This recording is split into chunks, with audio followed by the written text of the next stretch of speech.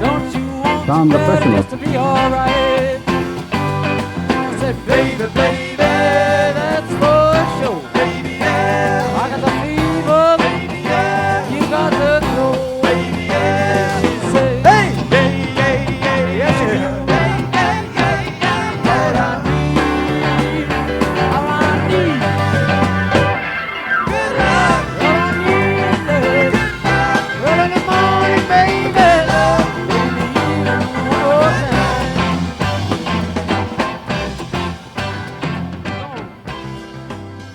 From the personal stories. Dr. Bob's Nightmare, a co-founder of Alcoholics Anonymous. The birth of our society dates from his first day of permanent sobriety, June 10, 1935. To 1950, the year of his death, he carried the AA message to more than 5,000 alcoholic men and women, and to all these he gave his medical services without thought of charge. In this prodigy of service, he was well assisted by Sister Ignatia at St. Thomas Hospital in Akron, Ohio, one of the greatest friends our fellowship will ever know. I was born in a small New England village of about 7,000 souls. The general moral standard was, as I recall it, far above average. No beer or liquor was sold in the neighborhood, except at a state liquor agency, where perhaps one might procure a pint if he could convince the agent that he really needed it. Without this proof, the expectant purchaser would be forced to depart empty-handed with none of what I later came to believe was the great panacea for all human ills. Men who had liquor shipped in from Boston or New York by express were looked upon with great distrust and disfavor by most of the good townspeople. The town was well supplied with churches and schools in which I pursued my early educational activities. My father was a professional man of recognized ability, and both my father and mother were most active in church affairs. Both father and mother were considerably above the average in intelligence. Unfortunately for me, I was the only child, which perhaps engendered the selfishness which played such an important part in bringing on my alcoholism. From childhood through high school, I was more or less forced to go to church, Sunday school, and evening service, Monday night Christian Endeavor, and sometimes to Wednesday evening prayer meeting. This had the effect of making me resolve that when I was free from parental domination, I would never again darken the doors of a church. This resolution I kept steadfastly for the next 40 years, except when circumstances made it seem unwise to absent myself. After high school came 4 years in one of the best colleges in the country, where drinking seemed to be a major extracurricular activity. Almost everyone seemed to do it. I did it more and more, and had lots of fun without much grief, either physical or financial. I seemed to be able to snap back the next morning better than most of my fellow drinkers, who were cursed, or perhaps blessed, with a great deal of morning after nausea. Never once in my life have I had a headache, which fact leads me to believe that I was an alcoholic almost from the start. My whole life seemed to be centered around doing what I wanted to do, without regard for the rights, wishes, or privileges of anyone else, a state of mind which became more and more predominant as the years passed. I was graduated summa cum laude in the eyes of the drinking fraternity, but not in the eyes of the dean. The next 3 years I spent in Boston, Chicago, and Montreal in the employ of a large manufacturing concern, selling railway supplies, gas engines of all sorts, and many other items of heavy hardware. During these years, I drank as much as my purse permitted, still without paying too great a penalty, although I was beginning to have morning jitters at times. I lost only a half-day's work during these 3 years. My next move was to take up the study of medicine, entering one of the largest universities in the country. There, I took up the business of drinking with much greater earnestness than I had previously shown. On account of my enormous capacity for beer, I was elected to membership in one of the drinking societies, and soon became one of the leading spirits. Many mornings I have gone to classes, and even though fully prepared, would turn and walk back to the fraternity house because of my jitters, not daring to enter the classroom for fear of making a scene, should I be called on for recitation. This went from bad to worse, until sophomore spring, when, after a prolonged period of drinking, I made up my mind that I could not complete my course. So, I packed my grip and went south to spend a month on a large farm owned by a friend of mine. When I got the fog out of my brain, I decided that quitting school was very foolish and that I had better return and continue my work. When I reached school, I discovered the faculty had other ideas on the subject. After much argument, they allowed me to return and take my exams, all of which I passed creditably. But they were much disgusted and told me they would attempt to struggle along without my presence. After many painful discussions, they finally gave me my credits, and I migrated to another of the leading universities of the country and entered as a junior that fall. There, my drinking became so much worse that the boys in the fraternity house where I lived felt forced to send for my father, who made a long journey in the vain endeavor to get me straightened around. This had little effect, however, for I kept on drinking and used a great deal more hard liquor than in former years. Coming up to final exams, I went on a particularly strenuous spree. When I went in to write the examinations, my hand trembled so I could not hold a pencil. I passed in at least 3 absolutely blank books. I was, of course, soon on the carpet, and the upshot was that I had to go back for 2 more quarters and remain absolutely dry if I wished to graduate. This I did, and proved myself satisfactory to the faculty, both in deportment and scholastically. I conducted myself so creditably that I was able to secure a much-coveted internship in a western city, where I spent 2 years. During those 2 years, I was kept so busy that I hardly left the hospital at all. Consequently, I could not get into any trouble. When those 2 years were up, I opened an office downtown. I had some money, all the time in the world, and considerable stomach trouble. I soon discovered that a couple of drinks would alleviate my gastric distress, at least for a few hours at a time, so it was not at all difficult for me to return to my former excessive indulgence. By this time, I was beginning to pay very dearly physically, and in hope of relief, voluntarily incarcerated myself at least a dozen times in one of the local sanitariums. I was between Scylla and Charybdis now, because if I did not drink, my stomach tortured me, and if I did, my nerves did the same thing. After 3 years of this, I wound up in the local hospital where they attempted to help me, but I would get my friends to smuggle me a quart, or I would steal the alcohol about the building, so that I got rapidly worse. Finally, my father had to send a doctor out from my hometown, who managed to get me back there in some way, and I was in bed about 2 months before I could venture out of the house. I stayed about town a couple of months more, and then returned to resume my practice. I think I must have been thoroughly scared by what had happened, or by the doctor, or probably both, so that I did not touch a drink again until the country went dry. With the passing of the 18th Amendment, I felt quite safe. I knew everyone would buy a few bottles or cases of liquor as their exchequers permitted, and that it would soon be gone. Therefore, it would make no great difference even if I should do some drinking. At that time, I was not aware of the almost unlimited supply the government made it possible for us doctors to obtain. Neither had I any knowledge of the bootlegger who soon appeared on the horizon.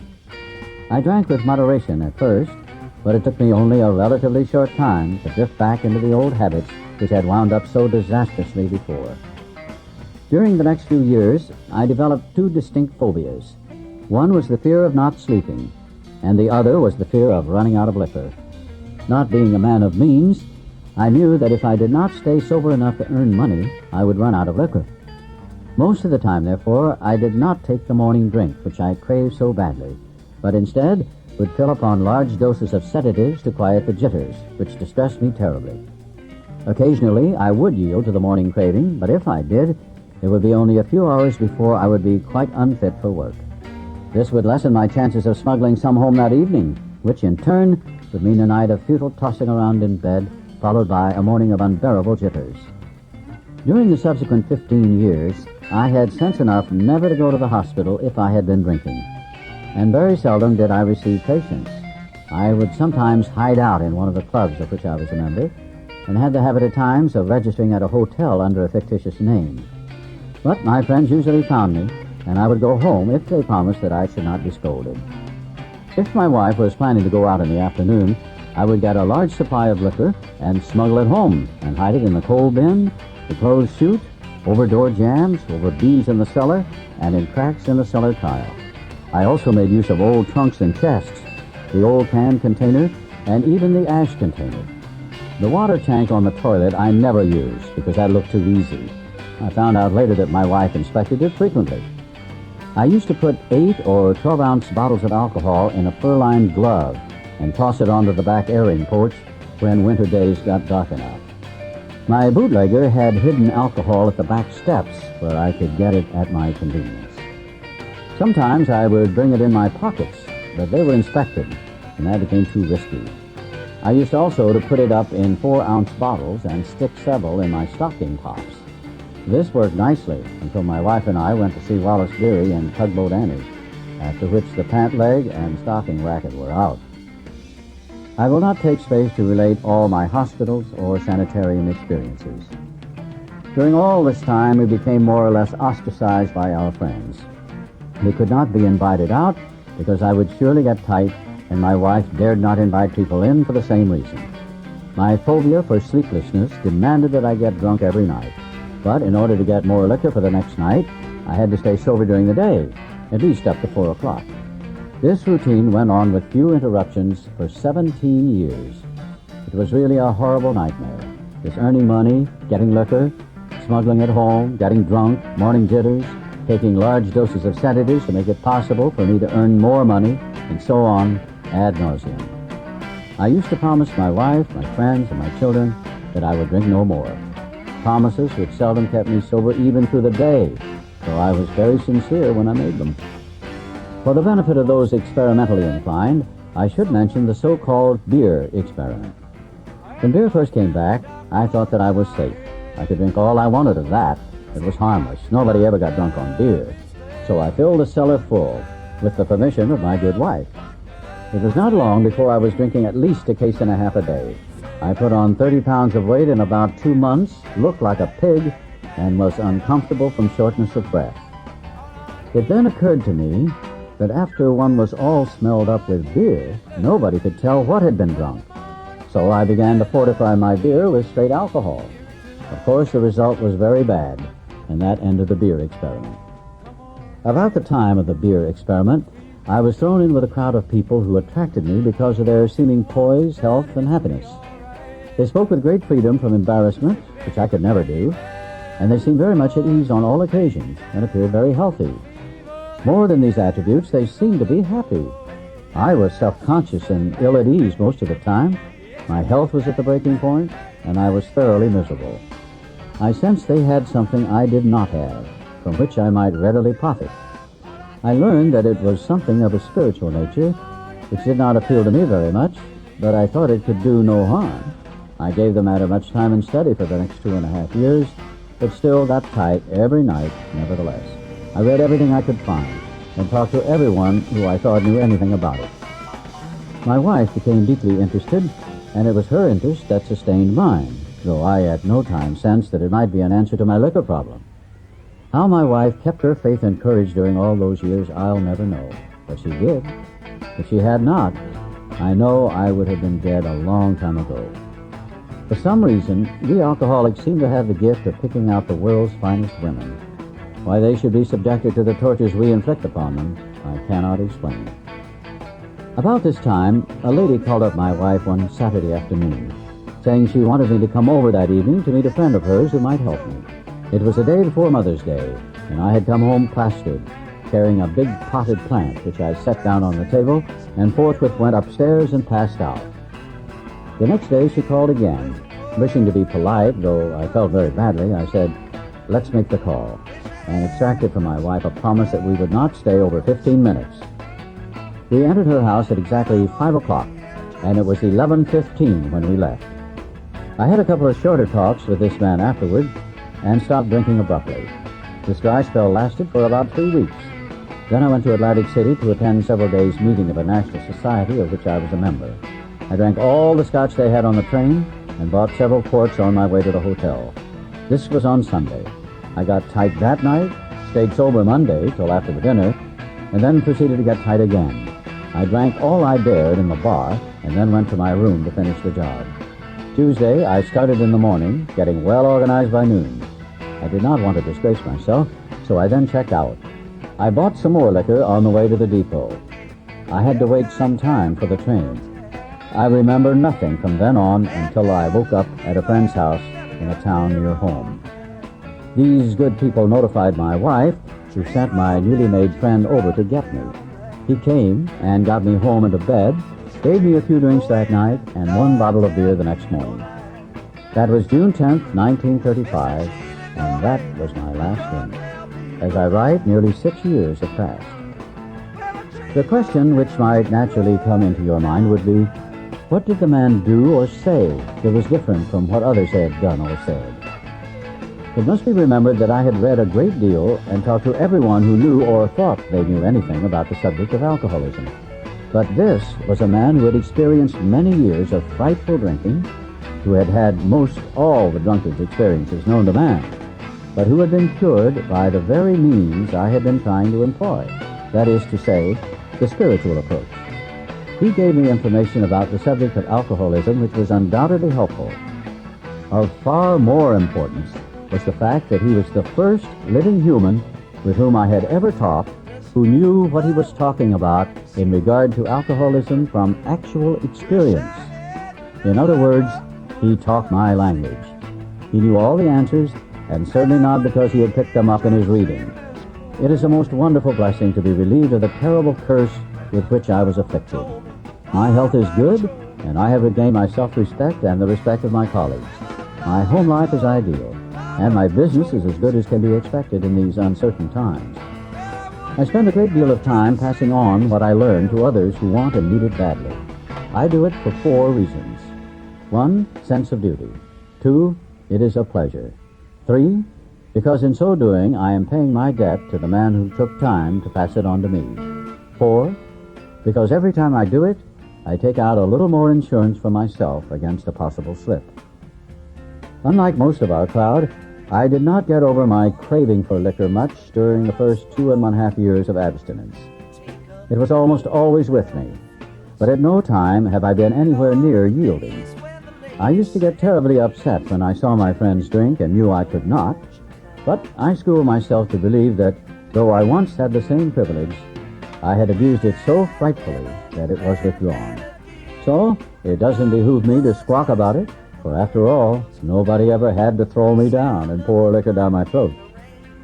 If you think you are an atheist, an agnostic, a skeptic, or have any form of intellectual pride which keeps you from accepting what is in this book, I feel sorry for you. If you still think you are strong enough to beat the game alone, that is your affair. But if you really and truly want to quit drinking liquor for good and all, and sincerely feel that you must have some help, we know that we have an answer for you. It never fails if you go about it with 1/2 the zeal you've been in the habit of showing when you were getting another drink. Your Heavenly Father will never let you down. Sound of the thunder with the rain pouring down, and it looks like the old man's getting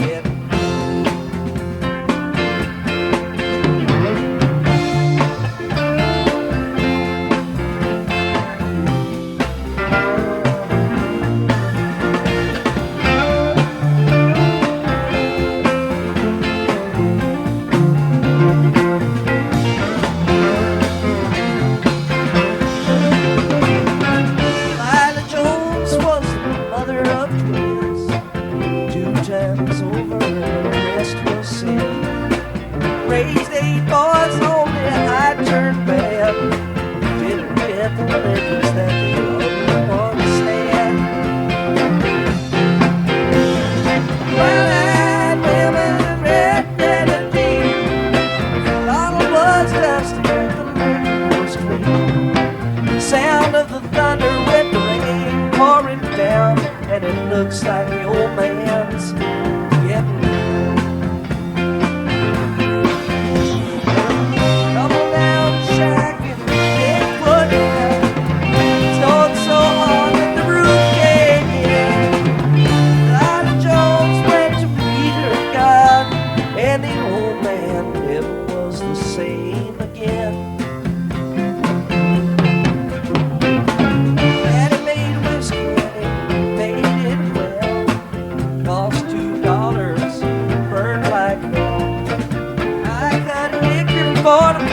still drink that